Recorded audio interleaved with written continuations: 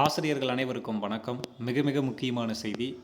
2013, 2017 மற்றும் 2019 டெட் தேர்ச்சி பெற்ற ஆசிரியர்களுக்கு வயது மூப்பு அடிப்படையில் பணி நியமனம் செய்வது தொடர்பான வெளியே இருக்கக்கூடிய மிக முக்கியமான தகவல் பற்றி தான் இந்த வீடியோவில் பார்க்க போகிறோம்.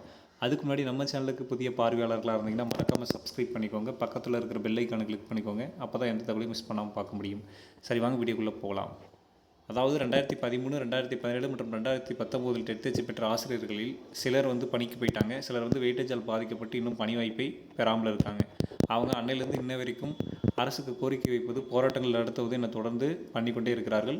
இது அரசினுடைய கவனத்துக்கு போயிருக்கு. அதனால் வயது மூப்பு அடிப்படையில் எங்களுக்கு பணி நியமனம் வேணும், நியமன தேர்வு இருக்கக்கூடாதுன்னு சொல்லிட்டு அவங்க தொடர்ந்து வலியுறுத்திக்கிட்டு இருக்காங்க.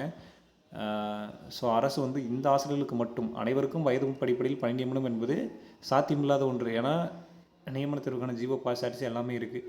ஸோ இந்த பாதிக்கப்பட்ட ஆசிரியர்களுக்கு மட்டுமாவது வயது மூப்பு அடிப்படையில் பணி நியமனம் வழங்கலாமா, அல்லது ஆசிரியர் பணி இல்லாமல் இருந்தால் கூட ஆசிரியர் அல்லாத பணி அரசு மூலம் வழங்கலாமா என்பது குறித்து ஆலோசனை நடத்தியிருப்பதாக தகவல்கள் வெளியாகி இருக்கிறது.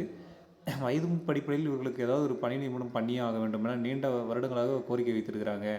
எலெக்ஷன் இருக்கக்கூடிய சூழ்நிலையில் இது ஓட் பேங்கை, வாக்கு விகிதத்தை பாதிக்கக்கூடிய சூழ்நிலை ஏற்படும் என்ற காரணத்தினால் தற்போது வயது மூப்பு அடிப்படையில் பணி நியமனம் வழங்கலாமா அப்படின்றது குறித்து ஆலோசனை ஏற்கனவே நடத்தியிருக்கிறாங்க. ஸோ அதை நாங்கள் நடைமுறைப்படுத்துவோம் இனி வரக்கூடிய ஆட்சி காலத்தில் அப்படின்னு சொல்லிட்டு தேர்தல் அறிக்கையிலையும் வெளியிட போகிற தகவல்கள் வெளியே இருக்குது. அது நம்பக்கூடிய வகையில் அதுக்கு முன்பே அதுக்கான வெளியிடுவதற்கான சில சட்ட திருத்தங்கள்லாம் பண்ணியிருப்பாங்க அப்படிங்கிற மாதிரி சொல்கிறாங்க. என்னங்கிறத அது பார்த்தோம்னா தான் தெரியும்.